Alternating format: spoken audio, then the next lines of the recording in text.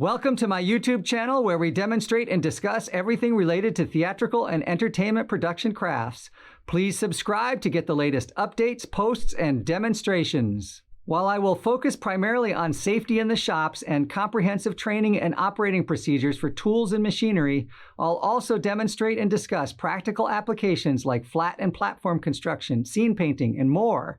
If you'd like to see something specific, please let me know in the comments. Once again, please subscribe and power up the alert bell to get the most up-to-date notifications about new content.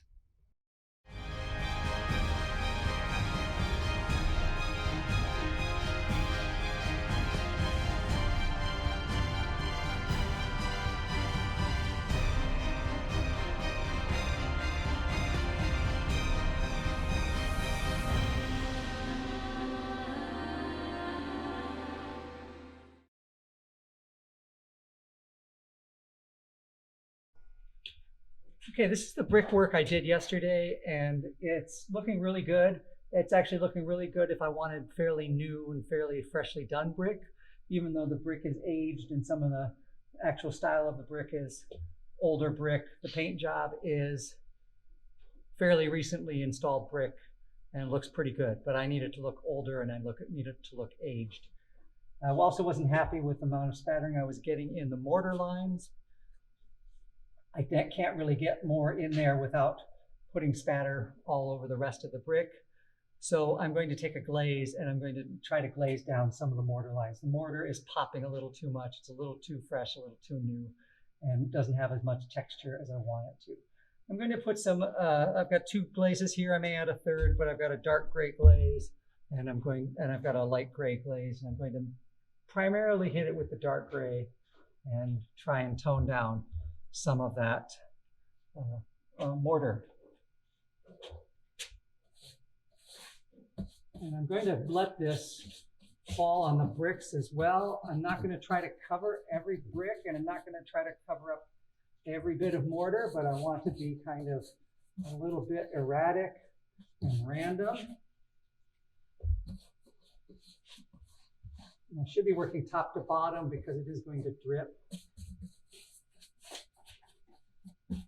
And that's going to start to age this and tone it down a little bit.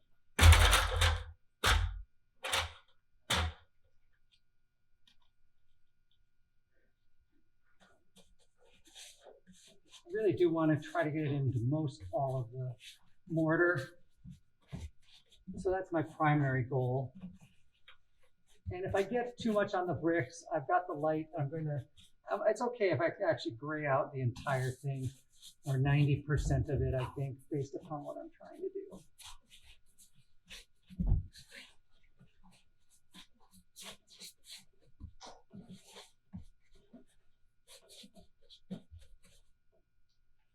We'll do a half and half, and we'll take a photo so we can see them side by side.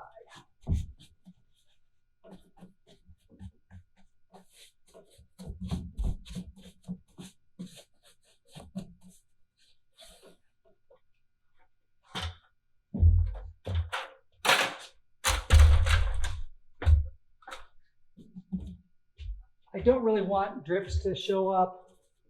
I'm not going for water staining. So if I start to develop any drips, I should come back and I should hit those and catch those a little bit, or smooth them out so they don't look like drips.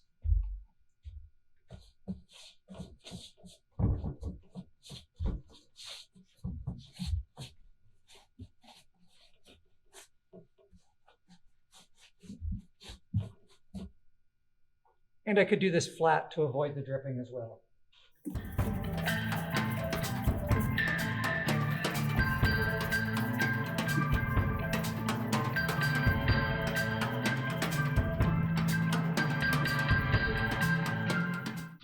It always helps to get back and stand back a distance from your scenery so you can see what it's going to look like from a distance. Because when you're looking at it up close, you get a real different perspective than what the audience is ever going to see. So get some distance from it and take a look at it from a distance. I think this is going in the right direction. I think I should let this dry to let this set before I do a white glaze or another glaze. But I think this is good.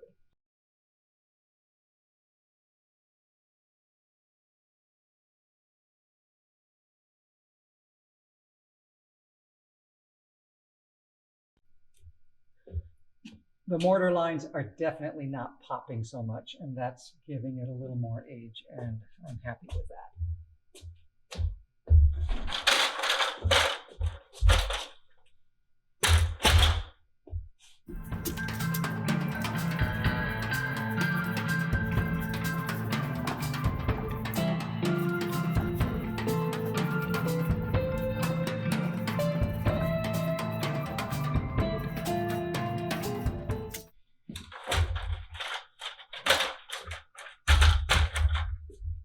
You might be asking the question of, if I wanted the darker mortar lines, why didn't I just use a darker paint?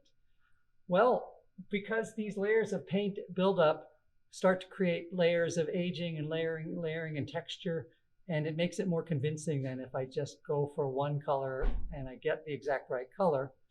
It won't have the exact right feel and build up of life and history. So layering your paint like this creates and suggests history in your scenery. And that's often what we're going for. In most sets, we want some sort of history. Most sets are not bright, solid, consistent colors. They've got dirt buildup. They've got deteriorated materials. They've got life and years in their construction and usage.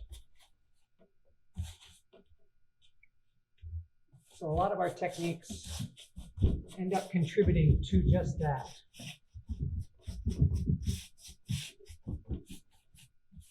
I think I might need a darker glaze as well for splash patches. So when I do the light glaze, I'll do patches of light and patches of dark, and then some of this gray will also show through, so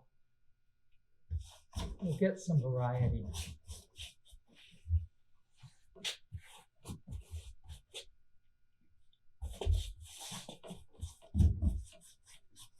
And I'm keeping in mind that for this piece, I'm going to get some really dark burn scorch marks on the top third, or even in places going down lower than that.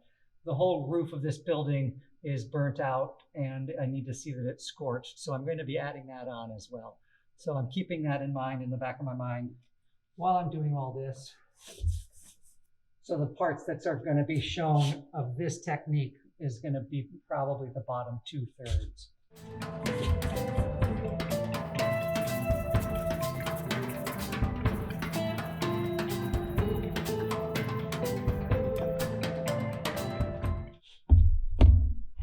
Okay, there's my 2 brick walls with the first aging glaze on them. I'm waiting for that to dry. And when that dries, we'll do the next 2 layers. And I think the next 2 layers will be done. And then I can do the smoky burnt out top. And then the scenic units are finished.